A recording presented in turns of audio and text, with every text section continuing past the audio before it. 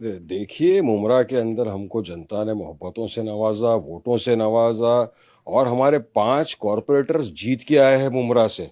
उसमें ये शहर जिस उसमें थी, पूरा पैनल हमारा जीता हुआ है। तो वो बच्ची हमारी जीती है, उसमें एंथुसियाज्म है। उनको हराया, इन्होंने हराया किसको है? वहां के जितेंद्र अवार्ड जो इतने सालों से वहां पे अपना कब्जा जमा कर बैठे थे, काम काज कुछ नहीं किया, इनके साथ भी उन्होंने धोखा दिया था। तो बच्ची ने कहा कि हम जीते।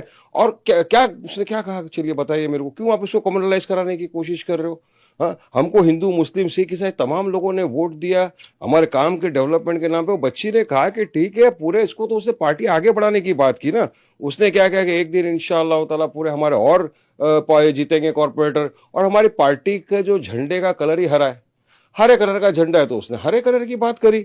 अभी ये लोग नहीं बोलते क्या भगवा कलर कर देंगे, पूरे भारत देश को सेफरोनाइजेशन कर देंगे, तब क्यों चुप बैठते हैं सब?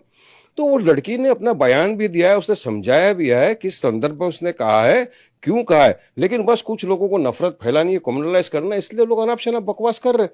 मगर सोचिए ना, किसको हराया है वहां पर?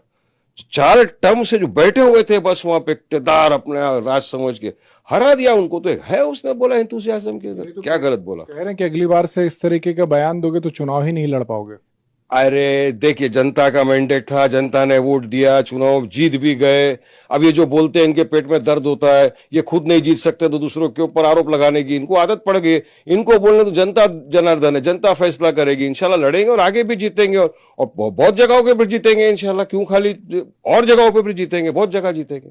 एआईएमआईएम पे सवाल इसलिए भी उठा रहे हैं, और शिवसेना के नेता हैं संजय निरुपम, वो कह रहे हैं कि दंगाई पार्टी, और उसके पीछे वो रीजन ये देते हैं कि फहीम जो कि नागपुर दंगे का आरोपी था, उसकी वाइफ को आप लोगों ने टिकट दिया और वो जीती है चुनाव।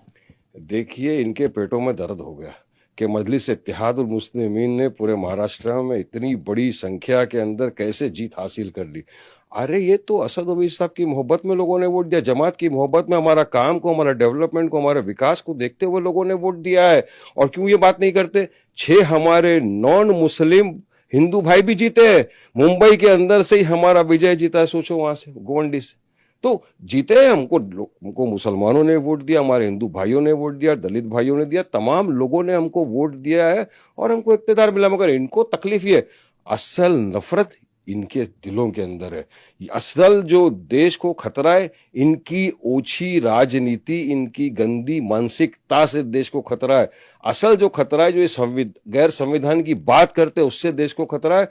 असल जो खतरा है, जो नफरत की राजनीति में पूरे देश को बांट रहे हैं ना ये बीजेपी आरएसएस वाले, इससे खतरा है देश को। हम तो संवैधानिक तरीके से चुनाव लड़े, संवैधानिक तरीके से आगे बढ़े, डेमोक्रेसी में लोगों ने वोट दिया, तकलीफ इनको हो जा रही है, इनसे खतरा है लोगों को। तो फहीम पे दंगे का आरोप तो है वारिस भाई। कि अब आरोप है, आरोप अब तक सिद्ध हुआ है क्या? मुझे पूरी जानकारी नहीं है, क्या वो उसको बेल पे ट्रायल चलाई गई, जब पता चलेगा आपको बता दूंगा मैं। आखिरी सवाल ये कि एआईएमआईएम को जिस तरीके से सफलता मिली है, उसको लेकर भी सवाल कर रहे हैं, और कह रहे हैं कि इतनी सफलता मिलना महाराष्ट्र के लिए बड़ा खतरनाक है, मराठी भाषियों के लिए खतरनाक है, महाराष्ट्र की सुरक्षा के लिए खतरनाक है। देखिए, ये इस तरह के अल्फाज इस्तेमाल कर कर ये उन लोगों का इंसल्ट कर रहे हैं जो वोटर्स ने हमको वोट दिया है। ये वोटर्स का इंसल्ट है, ये संविधान का इंसल्ट है जो इजाजत देता है चुनाव लड़ने की। डेमोक्रेसी के अंदर हम रहते हैं, लोगों ने वोट दिया। इनको तकलीफ किस बात की हो रही है? हमारा डेवलपमेंट का, विकास का, तमाम मुद्दे को मद्देनजर रखते हुए लोगों को हम एक विकल्प की तरह दिखे और लोगों ने वोट दिया और जीते हम। तकलीफ इनको होएगी ना, होने तो तकलीफ, क्या फर्क पड़ता है? चलिए, बहुत शुक्रिया।